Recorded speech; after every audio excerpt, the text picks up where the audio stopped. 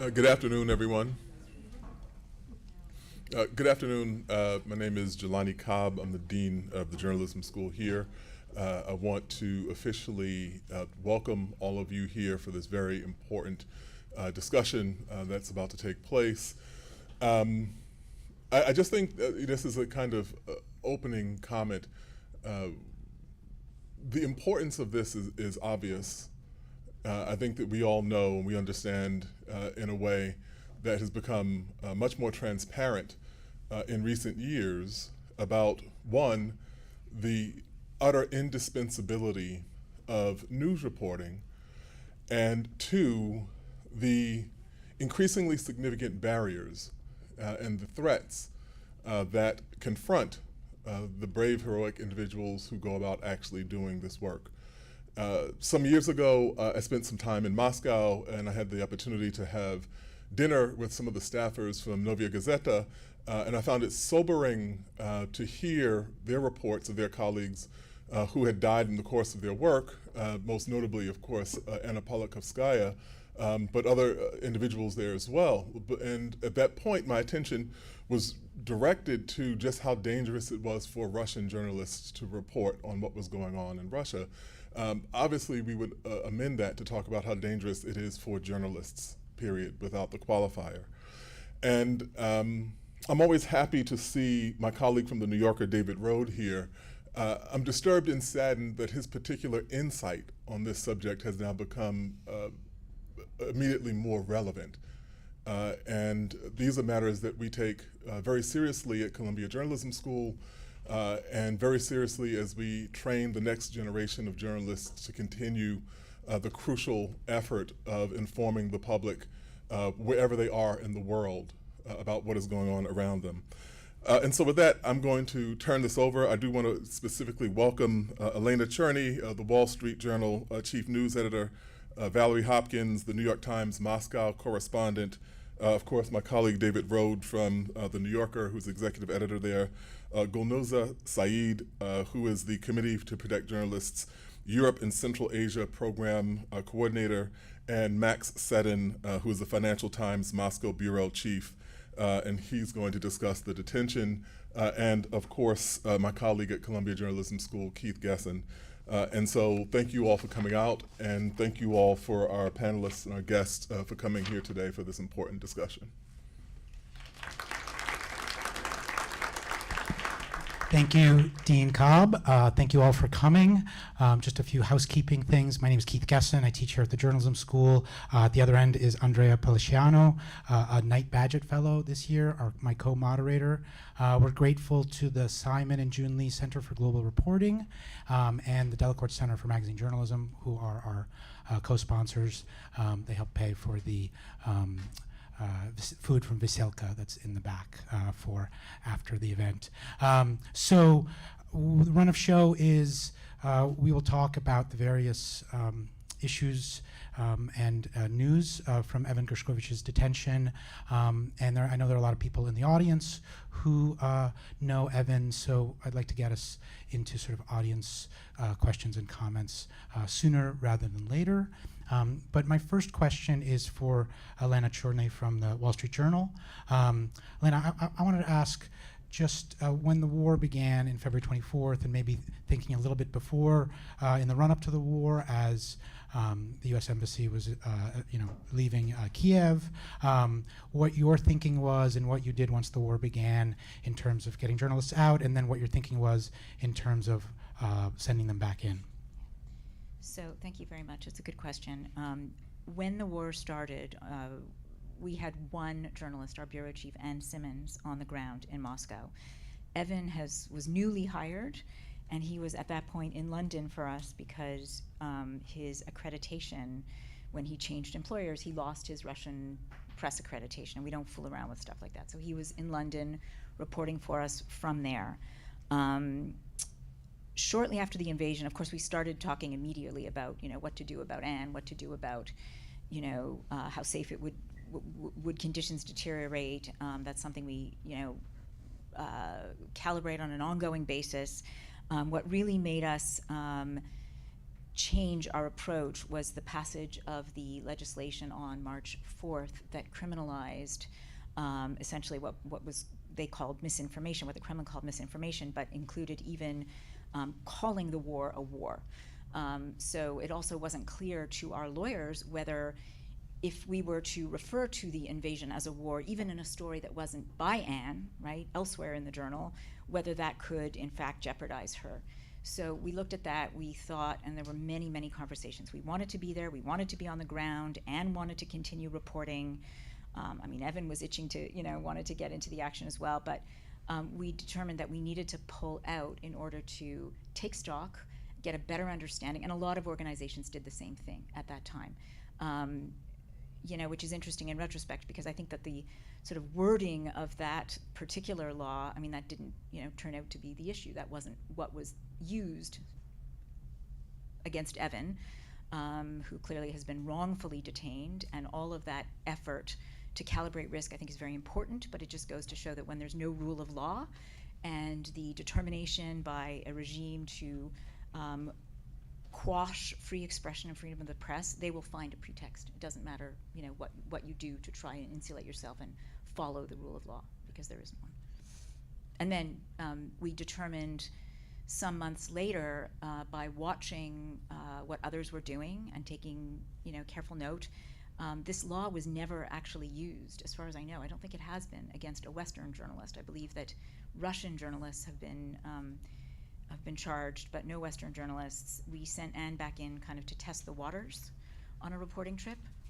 That meant that she did the reporting, but we didn't actually publish the story until she came out, because we thought that would be a safer way to test how the waters. And then we gradually, especially as the war ground on and there were stories that we wanted to cover, Evan got his accreditation, and we started sending people back in and basing Anne there in a more regular way, and Evan. And it's important to point out, when journalists from a place like the Wall Street Journal go to Russia, they get accredited by the Ministry of Foreign Affairs. It's an official journalistic accreditation, which Evan had. Yes, Evan had that accreditation, and in fact, that's why he was in London when the invasion started, because he didn't have the accreditation at that moment. When you change employers, you lose your accreditation, you have to reapply. So his was pending, and he was in London, and I think it's worth noting that's when I first met him. He, had been with us only really for a few weeks and already, made a deep impression. When you can't get in to do reporting on the ground, and I think this becomes very, very important as we think about doing reporting in a world in which it can be increasingly difficult and these hurdles are going up, great reporters find ways to do it. They find ways to get inside those black boxes from outside. And that's what Evan did in London. He found sources, he made calls, he did stories, and he quickly impressed us as a reporter who would make a mark, and indeed he did. But just to follow up briefly on that, but you did decide that it was important and valuable, and that it could be done for him to go back, for Anne Simmons to go back to Russia. Yes, we did. And look, hindsight is 20/20, as they say. We have a very, very rigorous risk calculation and calibration process in the newsroom, outside the newsroom. We take it very seriously. We had lawyers in place in Russia. I think it's fair to say, though, that when you're dealing with a regime like this one, and you're dealing with a government that essentially is now using the taking of hostages and wrongful detention, it's very, very difficult to calibrate that risk. And we're all going to have to think differently about operating on the ground in Russia. I think many of the news organizations represented some of these organizations. Your organizations are thinking differently as well. But that can't stop us from doing the reporting that we need to do. We have to find ways to do it from outside. Thank you. Gulnoza Saeed from CPJ. One of the things, and this is a question also for the Russia correspondents, one of the things about reporting in Russia over the last 30, and certainly last 20 years, you had a regime that was by no means friendly to journalists, and yet you could work. You could go there, you could talk to people. When I would come back from Russia, or I'd go to Russia, people would say, oh, it's so scary. And the reality was, certainly for a Western journalist, it wasn't really. I wonder if you could just talk about how that's changed over the years, and what maybe just kind of from a regional perspective, because you're working on the entire region, what it looks like, what it's looked like over the years, what places are more difficult, how the landscape has changed in Russia in general. Yeah, thank you for this question.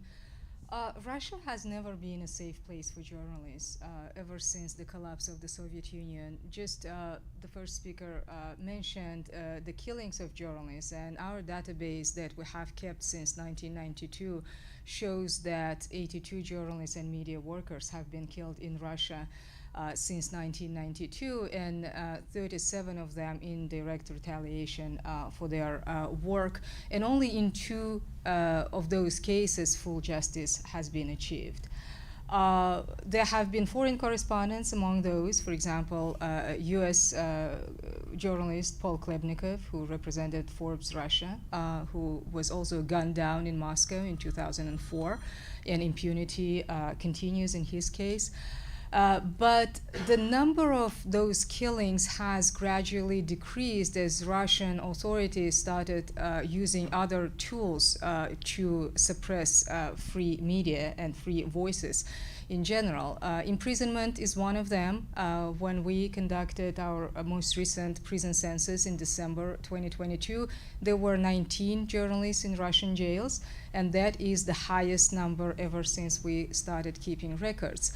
They also have been changing the legislations to make it very difficult, if not impossible, to work in Russia and report independently. The legislations on undesirable organizations or legislation on foreign agents. You probably remember that before the full-scale invasion of Ukraine last February, every Friday, I personally would be checking the registry of foreign agents on the website of the Justice Ministry of Russia, and the new names would appear. New names of media outlets and then individual journalists. What is different in this case is the charges. They are the most serious in our record, and this is the first case of an American journalist who has been charged with espionage since the Cold War. It is not the first case of a foreign journalist charged with espionage.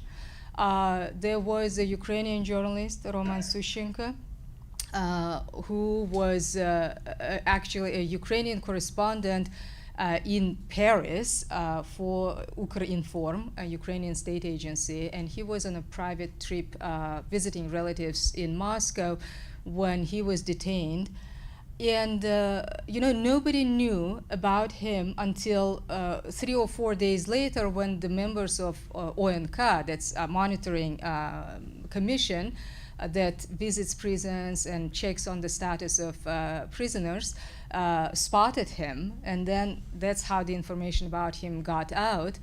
And we advocated for his release for as long as he was in prison. We wrote a letter to President Zelensky asking him to include Sushchenko in prisoners' exchange, which eventually happened in September 2019.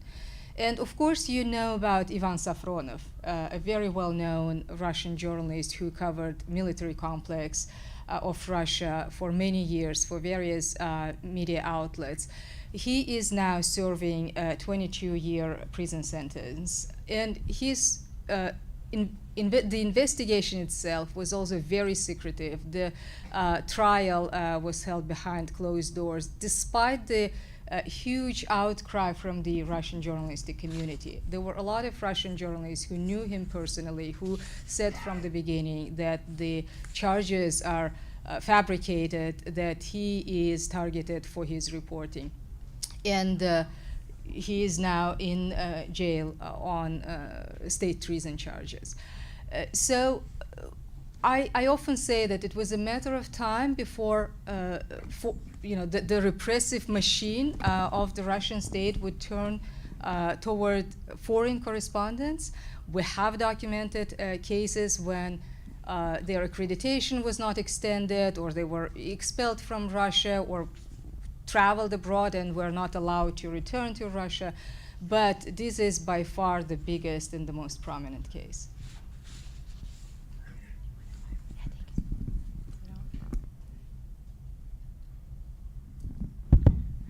Yes, I think there are a number of friends and colleagues of Evan in the room today, but Valerie Hopkins, I think you most recently were with him in Moscow and worked with him, and maybe you could tell us a little bit about what that was like and what the working conditions were in the very last weeks before his arrest.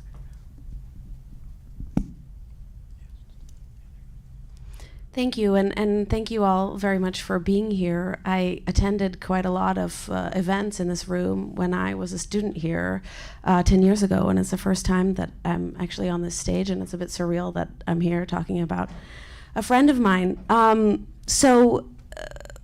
actually went back to Moscow before I did. I was in Ukraine until July, and then before my visa was expiring in August, I said, it's also important to go back. Otherwise, we'll have no correspondent in Moscow for who knows how long, who knows how many years. And as American, I felt a certain degree of protection. Evan, we were very friendly before, but I didn't know him that well. And during these months, we got to know each other very well because very small press corps, foreign press corps now, bare bones, as Max can attest. Evan actually was very kind to me, despite the fact that he works for our direct competition. I told him, I'm so late to Russian coverage. I don't know anyone. Max is probably in 15,000 group chats with other correspondents. I don't have anything. And he said, let's make one. So we made a chatik. And it became a very important source of kind of community and sustenance and a sounding board, and also a place where we and one other friend who's also an American journalist in Moscow would also comment about the sort of daily, more or less daily, grim developments that were happening around us and their effect on us. So, I remember I came back at one point in February and we talked to, I spoke to Evan over dinner, okay, the Russians have just opened up proceedings against for discrediting the Russian armed forces for two people who anonymously spoke to Deutsche Welle, but they used their faces. What are we going to do? How are we going to report?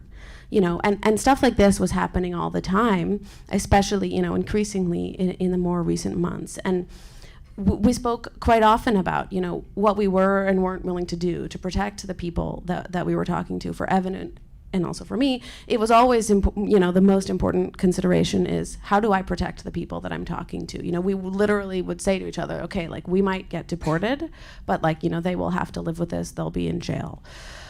And there was even a certain amount of discussions, feeling like our time might not be able to do this forever, but for as long as we could, we would be uncompromising in our journalism, right? That meant, for instance, while other publications chose not to use the word war, we did, because what's the point of being there if you can't tell the truth? But it was increasingly difficult to be in Moscow. Even I think 10 days before Evan was arrested, a guy was arrested on the metro, the Moscow metro, after another person looked over his shoulder and saw something on his phone that appeared to be too pro-Ukrainian, right?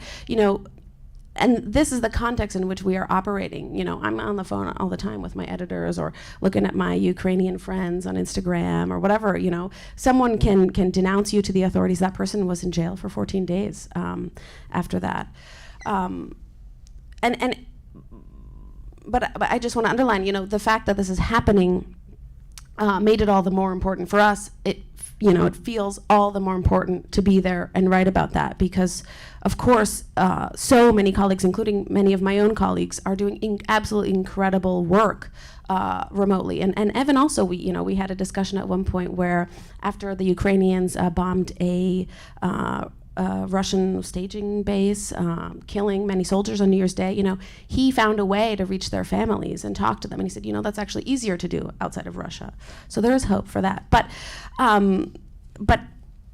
you just you miss a lot if you can't look into the eyes of people on the metro or see how the city looks. And yeah, I will say that, for Evan, just even a week before he was arrested, he told me, like, this is the most important job I will ever have. This is the story of our generation. And, he told it, and he will continue to tell it very well. And Max said, and I think you've known Evan the longest out of us, and maybe you could talk a little bit about why he was saying that this was the most important job he'd ever had and what Russia meant to him. Yes, thanks, Andrea. So, unlike Evan, who comes from a kind of a Soviet Russian Jewish family, I am from that, I guess, dying breed now of people who, in my case, I finished college with a Russian degree in the middle of a recession, which is how, with my one marketable skill, I wound up as a journalist covering Russia. And especially when I went into it, and this is I think you're paying, so a lot of people get, in journalism, you're always worried that you're not on the front page, what you're doing is not that important. Syria was the #1 story at the time. Afghanistan was huge. All sorts of goings on in Europe, and when over the last year, ever since everything that's happened, Evan and I, we had many conversations about this. We really felt that the fact that we still had our visas, we still had our accreditations, that we had a duty. Why were we doing this if we weren't going to do it now? There are so few people who were doing what we do in terms of American citizen journalists. There must have been about not many more than half a dozen of us, including me, Valerie, and Evan, over the last year. And that was what really kept us going. At a time where it became just increasingly unpleasant to work there. I remember one moment I spent with Evan. He was someone, one of the few people I knew in Moscow, because almost all my Russian friends had left in the last year. Who you could count on. This is kind of island of sanity. I remember that who saw things the way that you saw them, and felt like bringing it back to readers. I remember Evan and I went in late September. We went the Russian army built a couple of years ago this army cathedral, which is in khaki. It's ostensibly Orthodox Christian, but it's really a pagan temple to the god of war. The steps going in are apparently made from melted down Nazi tanks left over from the Second World War. They just had lying around somewhere. And there are frescoes inside the church extolling Russian and Soviet soldiers, past and present. There's a particularly creepy one of the modern era, which includes the Georgian War and the Crimean annexation as conflicts where Russian soldiers have heroically fought. And the last line is left blank for them to add even more conflicts. And it was honestly one of the most disturbing experiences really of my entire life, not just because the whole thing was so grotesque, but also seeing how in Russia the war had been normalized and almost kitschified. There was this big museum where they had all these interactive displays. You could buy a donut. There was a gift shop, a guy grilling Armenian kebabs, and Evan and I, we felt you would feel going somewhere like that if you don't have someone like Evan with you, that you were just going insane. And Evan has what I will say, the FT, we are maybe the most direct competitor of the Journal, a quality that as a competitor I will say is the best and the most infuriating, because he has the capacity to write these stories where you read them and you think, God damn it, I could have written it and I didn't even have the idea to do it, and Evan did, and he already did it, and that's what made Evan really, I think, has made Evan, and hopefully will very soon make him one of the most perceptive writers about what's happening in Russia right now. We were talking about the fake news law. Evan wrote this absolutely incredible story back in April or May last year that I encourage you to read. It's in the selection of stories that he wrote on the Journal's website that they've put together. It was about the first person to be charged under this fake news law, who is this policeman who'd grumbled about the war in a private phone conversation, and they actually argued in court that because his phone was being tapped, the conversation was not private. And you laugh, but this is the reality in Russia right now. And really, especially, I wouldn't say that we felt like we had any kind of aura of invincibility. It was certainly not. I'm seeing the number of our Russian colleagues who've been arrested or had criminal charges against them. I'm married to a Russian journalist, so I certainly know all the risks there. We felt that for whatever reason the Russian authorities were not looking at us yet. One reason why these charges against Evan are so absurd is to get the accreditation to work as a journalist in Russia, you have to pass a pretty extensive background check from the very same people who have arrested Evan. So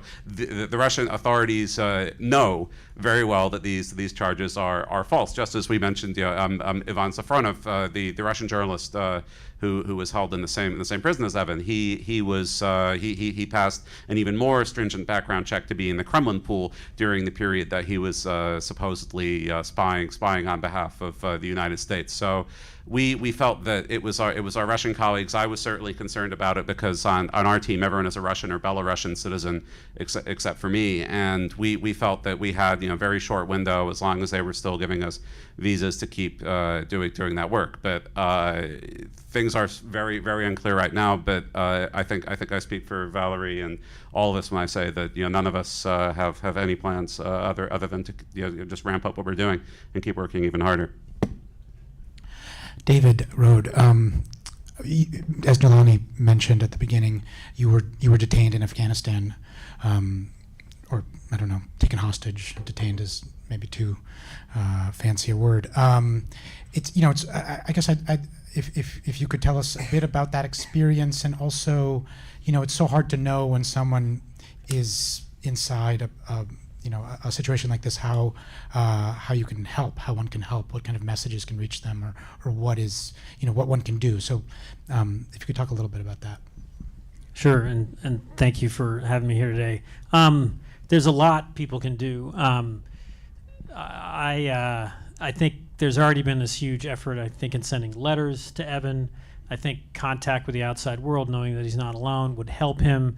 And one sort of basic thing, and I'm sorry to jump at this as I just sense it, detention, arrest, kidnapping is an incredibly cowardly crime. It's also a sort of slow motion crime. So as I sit here, it just reminds me of my own case.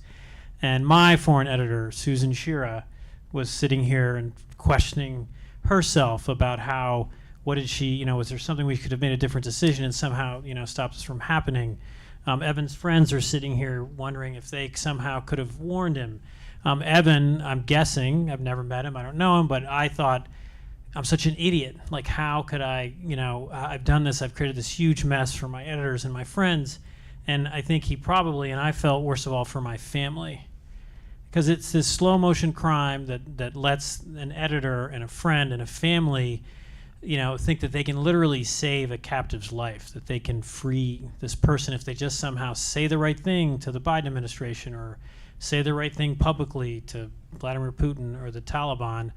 And it's not true. And you'll all get frustrated. They'll be there when I was at the New York Times, and there's tensions between friends and between the news organization and between families. There's one person responsible for what you're all suffering through now, and that's Vladimir Putin. This is a crime. There's no explanation for it. There's no justification. And I'll talk a little bit about this. And Jason Rezaian, who was held in Iran, had this sort of similar reaction about the key thing is to sort of stay united and help each other and support each other. Don't second guess yourselves. Don't second guess each other, and focus on the people who are responsible. Jason was so angry, also at himself, and I hear this consistently. Michael Scott Moore, he's a freelance journalist who was held in Somalia by pirates for 2.5 years. Every former captor I've talked to wasn't mad at their editors. They weren't mad at their friends. They weren't mad at their family. They were mad at the captor. They were mad at the kidnapper. They're mad at the regime that's doing this. So it's just sad to see this happening again. And lastly, and Jason Rezaian is the one who's sort of broken this, and you've seen it in the coverage of Evan, and it's spread now, Brittany Griner and Paul Whelan and other Americans. So when I was taken captive, it was by the Taliban. I went to interview a Taliban commander and was held for 7 months. I was able to escape with the help of Afghan journalist who was kidnapped with me. The majority of groups that were taking Americans captive overseas were extremist organizations, terrorist groups, or militants. That has changed now. The majority of captors are governments. Jason coined the phrase state hostage taking. And there are 54 Americans, according to the James Foley Foundation. It's a foundation I'm on the board of. It was started by Jim Foley's family. And they do an annual report. It's just like the CPJ annual report that tracks how many Americans are being held overseas and what countries, who are the captors. And we're trying to be like CPJ to consistently look at these trends and see, who are the worst actors. And so the majority of the 54 are held by governments. It's Russia. It was Venezuela. There has been some releases from Venezuela. China has been a very bad actor, and obviously Iran are doing this. And it's an intentional thing to use an American citizen as a pawn to get leverage against the U.S. government. And I just want to mention again, and I feel terrible for Evan. And in my case too, it was myself, an Afghan journalist, and a driver. It's the Russian journalists who suffer the most. I mean, the largest number of people who are in jail right now are Russian nationals. It was Afghan journalists who faced the biggest danger. My captors hated Tahir Ludid and Assad Mangal, the Afghan journalist driver kidnapped with me. They hated them, saw them as traitors more than they hated me. So I'm sorry we're here today, but you should all be proud of yourselves for all you're doing to help Evan. Can I just? I mean, how did you keep your spirits up? How did I keep my spirits up? It became very clear. I mean, it's a different situation, but that they were holding me because they wanted to get lots of money and try to get some prisoners out of Guantanamo. This was a very long time ago. It was back in 2009. Evan, bluntly speaking, I'm worried about his health, but I think he's possibly facing a very long imprisonment, given what's happened already with Paul Whelan and, Brittany Griner. And so, I think he feels worse for his family and his friends and editors, the people who are sitting here today. I hope he doesn't blame himself. He'll get out of this. He'll survive. He'll thrive as a journalist and do other great things. And you're just patient because you know that so many people are doing so much to help you. And there's a real anger at the people who do this to you, because he was a journalist. I was a journalist. I went to interview a Taliban commander. He was doing his job, and he's not a criminal. This is outrageous what they've done. Thank you.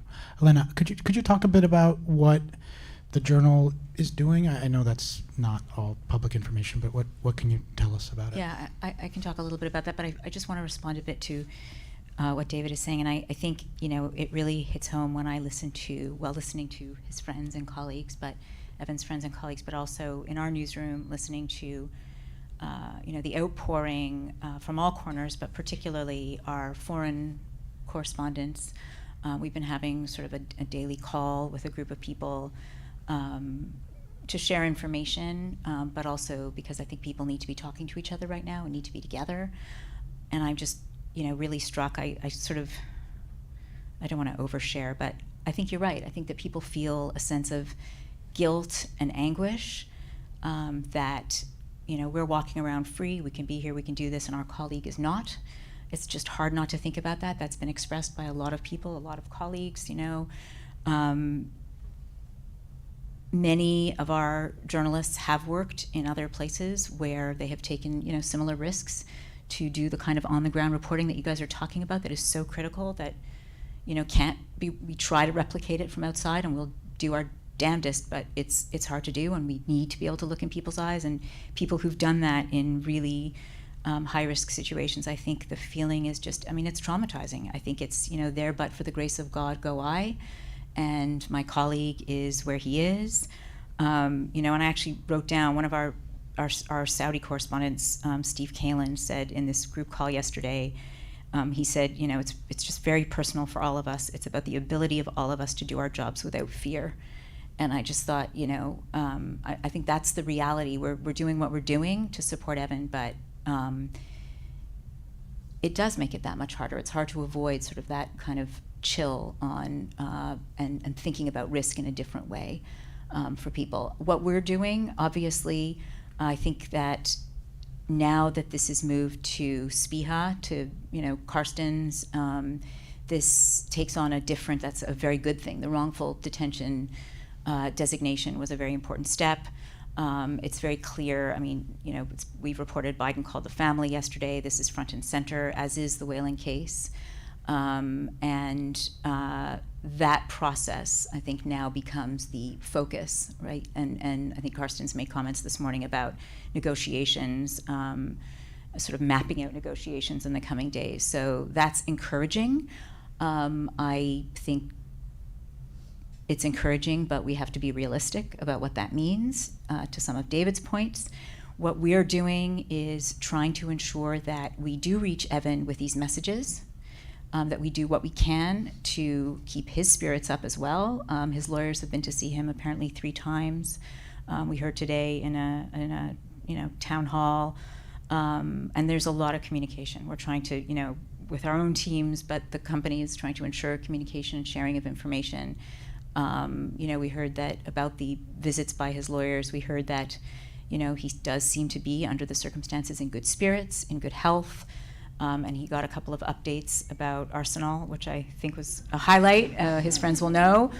So those are the kinds of things, obviously, contact with the family, but just this, it is important, we understand, to keep up a campaign. We can't let this fade from view. We need to make sure that Evan and his wrongful detention and the effort to get him back remain in the public consciousness and don't fade with the news cycle. And that's really, really important. That's why we're doing the things that we're doing. That's why we're wearing the T-shirts and doing the rest of it. Gulnaz, is that your recommendation? I mean, in your experience in terms of instances of journalistic detainment, that what works? Well, the case of Jason Rezaian was already mentioned here, and the Washington Post also advocated for his release and tried to keep the attention on his case all the time. For more than 500 days, he was in a jail in Iran. So this publicity is very important. Keeping attention on Evan's case is important. The solution, just as Elena said, of this case is not legal but political, and a lot depends on the U.S. authorities. And the journal, Elena and her colleagues at the journal have been working with the U.S. authorities very closely. We also have been working with, along with our partners, other press freedom organizations, trying to advocate for the release of Evan through other platforms, the UN and such. It's, as I said, it's very important to keep attention. It's also very important that not just the United States, but its allies keep pressure on the Russian government, because this is not just the case against an American journalist, it's the case against the whole West. If you have been following the Russian state media coverage of the war in Ukraine, or even Evan Gershkovich's case, you would see that Russian authorities claim that they are not fighting just the Ukrainian government and not just for the Ukrainian territories, but they are fighting against the West, the collective West, NATO, the Anglo-Saxon civilization, as the words they usually use if you watch TVs, and also what they've been trying to do with Evan's case for the past 2 weeks since his detention is to convince the Russian people that this journalist was indeed a spying for the United States. So not just Evan and not just American journalists, but Western journalists, especially representing those countries that have been supportive of Ukraine, that have provided aid to Ukraine, are now very vulnerable. Probably more than other journalists from other countries who still work inside Russia and have accreditation with the foreign ministry. So it's important to continue working on this case, keeping attention, and I'm glad that we are talking about Evan today. If people want to start forming a line at the mic up here, and Andrea, do you want to ask another question of our Russia correspondents? Yes, my main question is like the people, so it's about the Russian journalists who have sort of reached out and tried to sort of get involved in have you been in touch with any of them, and what is the sentiment? I'll very much in touch with one of them. Yeah, one of the silver lining is the wrong word here, but something that has been very heartening to see is not just Evan because he's a great colleague, great person, lovely guy, has so many friends in Russia and the U.S. are helping him. Specifically, he has some friends among Russian journalists who are unfortunately very experienced in this kind of thing because it's happened so often to them and their colleagues and loved ones.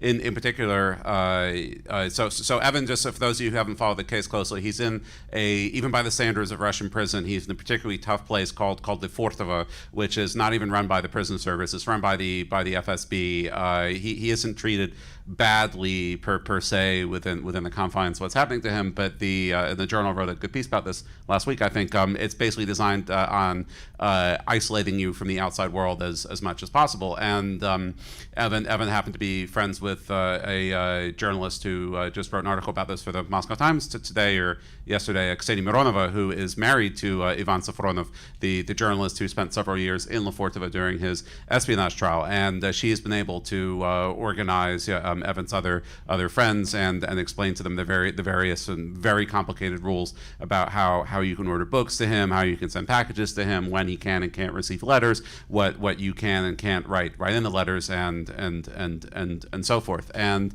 this is, I think, what this case really is that the sort of invisible boundary that. Again, I don't think it's us foreign reporters ever thought that we were immune. It seemed to be. It was just more that people would speak, and some Russian journalists like Ivan Kopakov at Meduza and others have used the metaphor of a frog in a pot of boiling water, and for years as they ramped up the repressions against their own citizens, the Russian government would use this tactic where it would be bit by bit they would increase more and more restrictions. And what this has done is they've just turned the heat up on the pot to 100. This means that absolutely anybody, it could easily have been me or Valerie or absolutely anybody else working there who's done this. So it is a depressing sign of what's happened to that society and media freedoms in Russia over the last few years, that this experience that his support network has among his Russian friends really exists. And it is important that it can provide comfort to Evan, but it's a really sad indictment of what's happened to that society.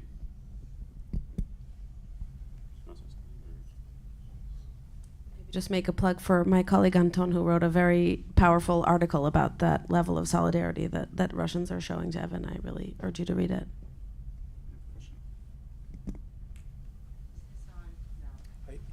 Now it's on. Can you hear me? It says, is he more at risk in some way because he was born there? And does that? He wasn't born there. Oh, he was not. He's I in Princeton, New apologize. Jersey. Okay, and can you just tell us all what we should do if we want to act on the suggestion of letters? And people who know him, should they go through a place or not? The Journal actually has a very nifty and very easy form. I think you can even find it if you go on their homepage. Evans is front and center, and there's a couple of different options you can read. Some of the articles, like the Lefortovo one, and there's just a simple form, and it'll go to someone and get translated and sent to him. And it needs to be translated into Russian because you are only allowed to receive Russian language correspondence at that prison, jail. I wrote him one in my very funny Russian. I hope it's going to make him laugh a lot. Write letters. The communication from the outside world will mean the world to him. Write letters to Paul Whelan as well. His family's asked for that too. Yeah, I will say that out of all the supposedly useless things that you could do over the years of learning a language, learning a country, and I never thought that there was that much practical use to having learned all this quite technical Russian soccer vocabulary. And Evan and I happen to both be fans of Arsenal, the English Premier League team, and that has enabled me to discuss their latest results in some detail in letters. So yeah, you can write through the Wall Street Journal, and every letter helps.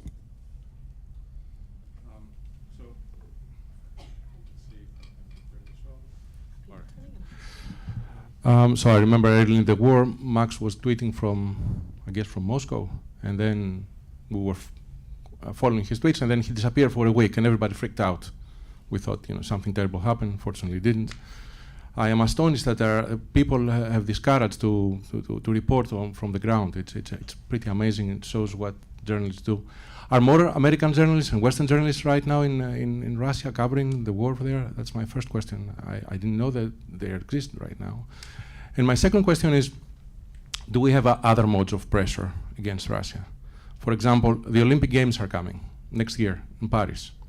In my opinion, Russia doesn't deserve to be part of the international community that participates in the Olympic Games. And perhaps we have other modes of isolating Russia and explain that there are rules. Even when they commit a horrendous crime, they cross some lines. Here they crossed a line. And I'm wondering if we can be creative on this so we don't have to wait, God forbid, for a year for Ivan to be released. Thank you very much.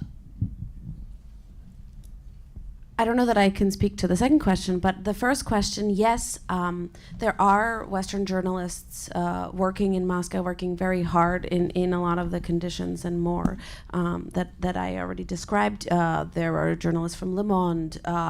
Most of the German dailies and weeklies have someone. Almost all of the European colleagues, some of them left, for 2 weeks or a month or two and came back. It's definitely pared down. But they're certainly there. In terms of Americans at this moment, I think you could probably count them on less than one hand. Just don't want to single out the one person that's still there. Does anyone want to talk about the Olympics or anything? Well, at CPJ, we have been working with the Olympic Committee, the international one, and then the European one, to ensure that, first of all, the games are not held in countries with dire human rights and press freedom record. It's a very, very tough job to do that because of so many different factors, and we work along with many other organizations. We have an alliance of organizations that work in sports. And, the Olympic Games in Russia, the games in Azerbaijan, Belarus, in Qatar, for some reason, these authoritarian governments love international sports events. And we continue working on that, but I don't know if we will succeed making sure that Russia is not included in the next games. Can I just add one thing? Russia is chairing the UN Security Council right now. I think the issue with, as David points out, these effectively hostage takings being used as geopolitical tools is it sort of makes a mockery of a lot of the institutions and the usual channels. We have to put our hope, I think, in in SPIHA and the negotiation process. I'm not sure what else sends a message, in a way that would achieve concrete action.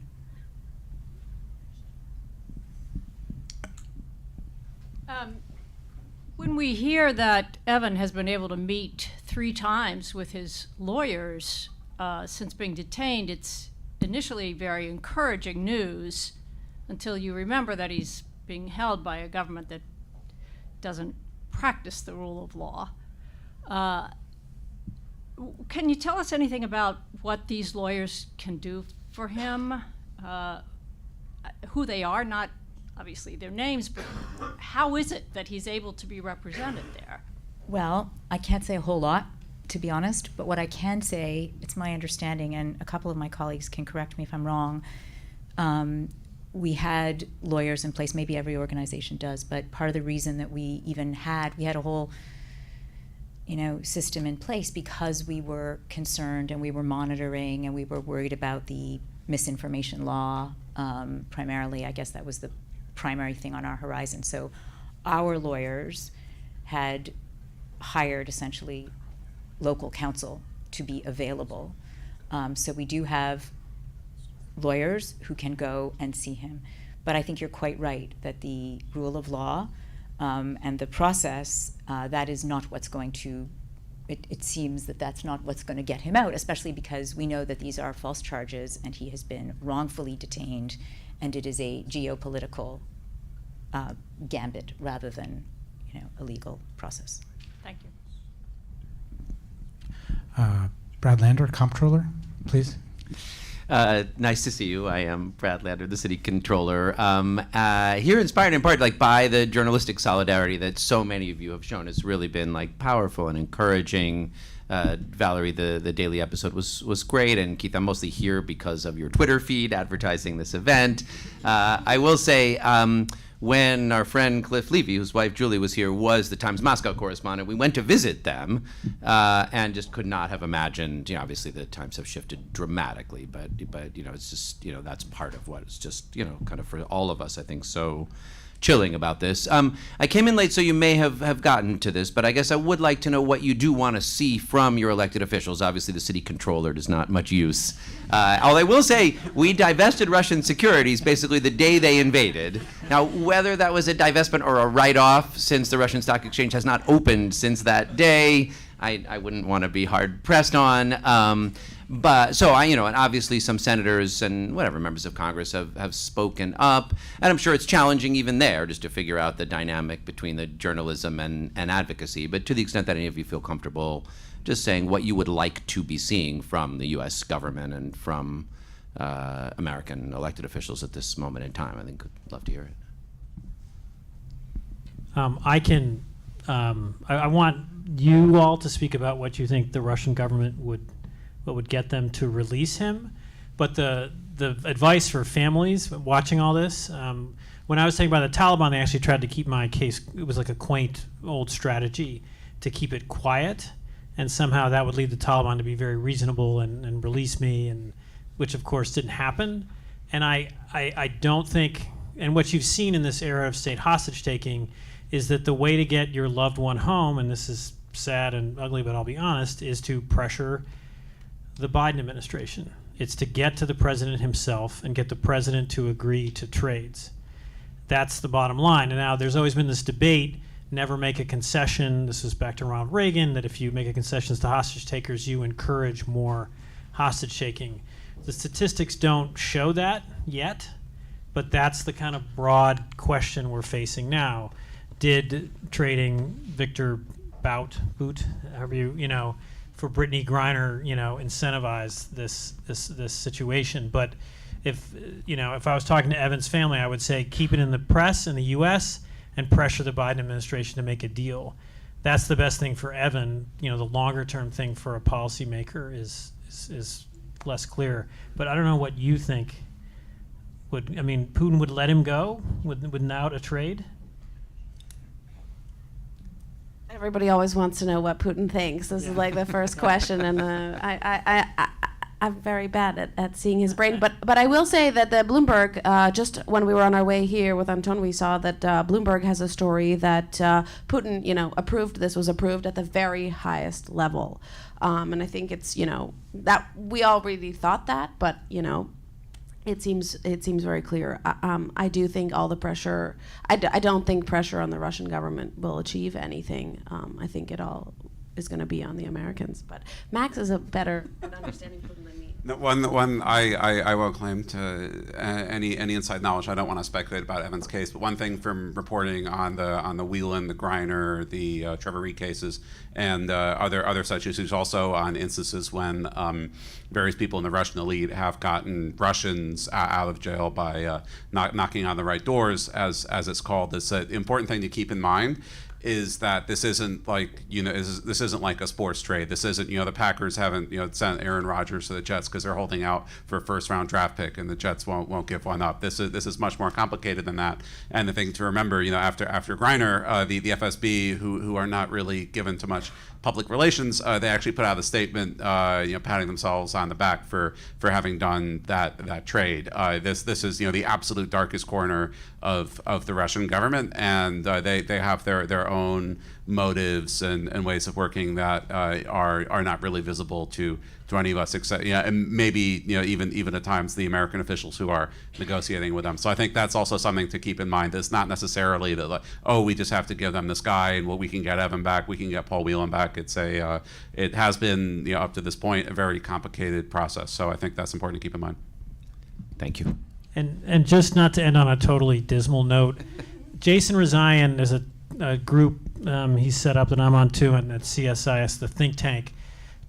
With Iran, it has all these assets that are sort of frozen abroad, and seizing those. I mean, this gets into the whole sanctions debate, and the sanctions haven't really worked in terms of pressuring Russia in terms of the war in Ukraine, but somehow creating long-term costs for state hostage takers, and money does matter.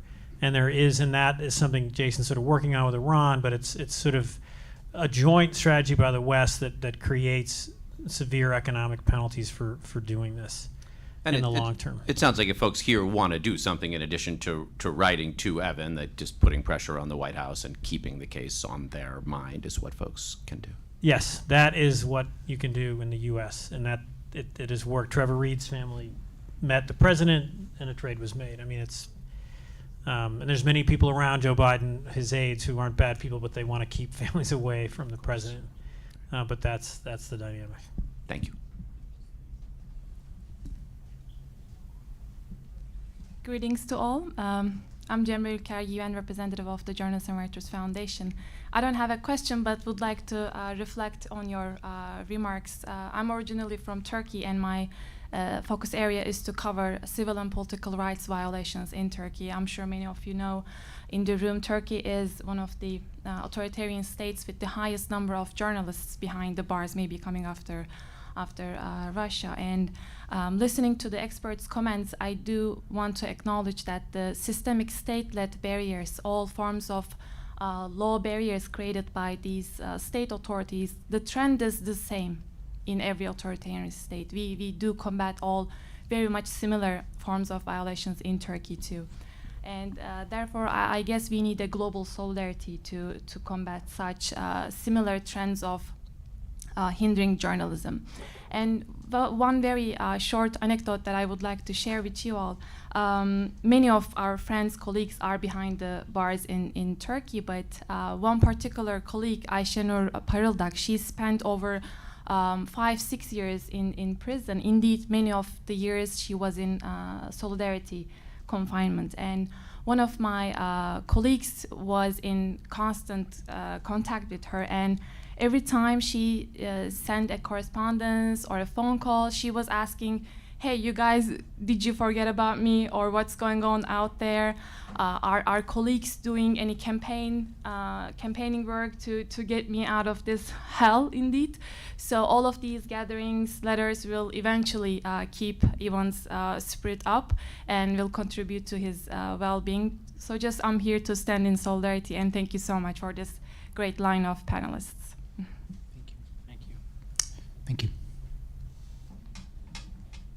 Hi. This has been touched on a bit, but I'd like to dig in a little deeper. It was mentioned that Russia last year passed these stricter free speech laws, and I think from the outside it very much seems that the Kremlin has a wide array of laws that it could use to punish a journalist in the way that Evan has been. I'm curious why the espionage charges specifically. I mean, is there anything about these specific charges that Evan was given that gives the Kremlin more leeway than it would have if he was charged with something else? Thank you. That's a good question. Do you want to answer that first, or does someone speculate? I mean, to some extent, I think there's some speculation involved here, because we just, to the point about what's in Putin's brain, I just don't think we know. And I think it's a little risky to speculate. The other thing is, these are made up charges, he is wrongfully detained. And I think it's very, very important. The more we focus on the charges and the nature of the charges, the more, in a sense, credence we're giving to this sort of sham process that's been used to basically, detain him and take him hostage. Yeah, I agree. I also wanted to say that let's not forget that the most immediate gain of the Russian authorities is to silence Evan. He has been writing on the topics that the Russian authorities didn't want anybody to write. Evan went to speak to people about the impact of Western sanctions on their lives. He went to neighboring countries like Georgia and Kazakhstan and spoke to anti-war Russians who fled Russia in recent months. Those are exactly the stories that the Russian authorities don't want to be published or broadcast. They have been pretty successful in putting a tight lid over independent reporting inside Russia. A lot of journalists fled, especially in the last 12 or 13 months. Hundreds of journalists. We at CPJ have been helping a lot of Russian journalists in exile. And also he was one of those, not just a window for us, people outside, into Russia, but also a chance for many ordinary Russians to speak their mind and to get it published, to get it heard. Now, one of those platforms they have, it may be very risky for Russians, or they may consider very risky to speak to foreign correspondents. They may think, okay, that guy from the Wall Street Journal turned out to be a spy. I would rather not speak to these journalists, although they are showing their press accreditation. And that's exactly what the Russian authorities do. As to the charges themselves, some people describe Putin as a person who calculates many steps ahead, like as if he was playing a chess game. He has also been known as a person of, catching the opportunity whenever he can. People around him are the same. So right now, what is important is that they are holding Evan, and they know that they can use him against the West.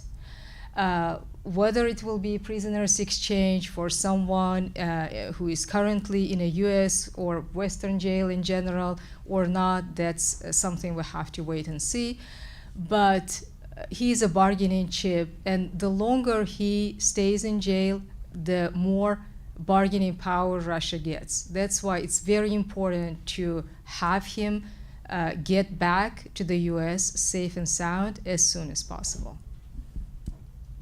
I just want to briefly add one thing to that, which is isolation, right? This is a charge in which the entire proceedings are completely private. Nobody, right now there are a lot of criminal cases going on in Russia. I went to some for spreading fake news, for instance. And right now, like a Russian courtroom is actually the only place where you can debate what's actually happening in the war in Russia, where you can say what happened in Mariupol and Bucha. A defense lawyer can say that, where even the defendant has the right to speak and to share, at least a final word and a statement about what they're doing. And, this is basically the only form of coming to those trials, which are public, is the only form of protest that kind of still exists in Russia, right? Even though, they take down your name, they figure out who everyone is. And these trials are being closely monitored by the security services, right? So they also come and see who's attending and make videos and all this stuff. So I think it's also partly, it's obviously the most extreme thing, but it's also something to keep things behind closed doors. And this is something that Russia's now moving into the second year of the war is also doing to Russians. We're seeing a big increase in trials for treason, which are also held behind closed doors. Nobody can come and attend them except for the lawyer, basically. Did you want to add something? No. Thank you. Yeah, hi. My question's for David. On a lighter note, if I have one friend who's going to love being a celebrity when they're home, it's Evan. That's for sure. On a more serious note, David, you're probably one of the few people in the world who can not only sympathize but empathize with what Evan's going through. So how do we as friends help him reintegrate? Like, what can we do concretely? To be honest, he's going to have to change his life. I mean, barring a change of government in Moscow, you know, he's worked for years. He's got his family connections. His whole career has been covering Russia. He's not going to be able to cover Russia. And it's not fair. You know, he was doing his job. It's his expertise. And so he's got to, that there's a new chapter in journalism that he can do. That he, you know, I'm just being realistic. I haven't been back to Afghanistan since, you know, I was kidnapped, 10 or 12 years ago. It frustrated me to no end. And some people do go back, but he'll have to sort of work that out. And it's frustrating because, again, he is a victim of a crime. He has done absolutely nothing wrong here. And, you know, it's just him figuring out, okay, this is a chapter of my life. He should write about it. It helped me a lot to write about it. There'll be lots of apologies to his family, and he'll be lots of interviews and TV interviews, and that fades a year maybe. And then it's like, what am I going to do with the rest of my life? I wanted to cover Russia all my life, I assume, and he won't as long as Putin's there. He really shouldn't go back to that country, and he probably won't because he wouldn't want to put his family through everything again. And just to not, you know, blame himself. Again, I know this sounds crazy, but you know, you're sitting there, and again, this is who I mentioned, Jason Rezaian and Michael Scott Moore and other former captives. You just sit there and think, like, how could I have, you know, what was I thinking? This is so stupid, and he did nothing wrong, and it's just helping him process all of that. Because again, it's you know, it's this outpouring of support. It's amazing, but he's gonna have to. The glory will fade, whatever you want to say, after a year. And how do you rebuild your life after that? And he will do it. He'll make a tremendous contribution, you know, as a correspondent somewhere else, or I've become an editor. So, you know, just stay positive with him. Thank you. Thank you. Hope that stays. Hi. A little shorter. I was wondering what the level of public awareness about the situation is in Russia, because, as you said, the FSB is not big on press releases, and there's kind of a lack of free press in Russia. So I was wondering if the public actually knew about this. But on the other hand, is this kind of being lauded as a victory because it was an espionage charge? Absolutely, yes. I mean, they have, you know, stated that, you know, he was, in their words, caught red-handed. They have not provided a single shred of evidence to back this up. But with these very, very terse statements from the Kremlin, the Foreign Ministry, and the FSB, they have these daily chat shows. The most famous one is called 60 Minutes, except it doesn't go on for 60 minutes. It goes on for about 12 hours without stopping. And it's like the 5 Minutes Hate from 1984, except it goes on all day. And they have discussed it at great length. If you have the stomach for it, you can follow. There's this great journalist at BBC Monitoring. I don't know how his mental health holds up from doing it, but who sits through all these things. Francis Scarr at the BBC with 2 R's. You can look him up. And who puts subtitle clips from the worst of these shows on Russian state TV up on Twitter. And you see from this stuff that this is being held as some sort of great triumph, just like it was with Paul Whelan, you know, the geniuses in FSB counterintelligence. They call it the great spy Gershkovich, just as they did with Paul Whelan. And as Paul Whelan said about himself, you know, they're acting like I'm James Bond, whereas in reality I'm Mr. Magoo. He said at one point. So this is in that, you know, completely upside down world of Russian state TV. This is something that, as Gulnaz said earlier, you know, when you watch these shows, when you listen to Putin speak, they really are thinking about this conflict with the West, with the Anglo-Saxons, as they call it, with America, really, that the way they're framing it is going to last as long as Putin is alive, at a minimum. And this is some sort of great triumph in the world where black is white, you know, up is down, and so on. So that's how they're acting about it. Thank you. Okay. Thank you all so much. Yeah.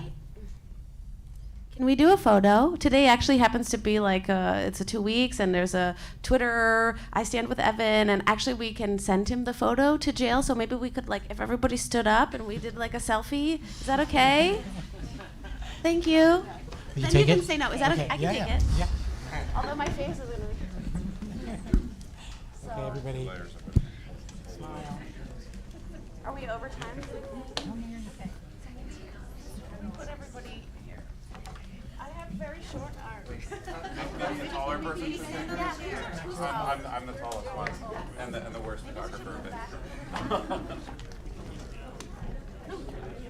Wait, okay, wait. All right. Anton's quite tall. Maybe Anton should take it. This gentleman is very tall. How about you? Thank you.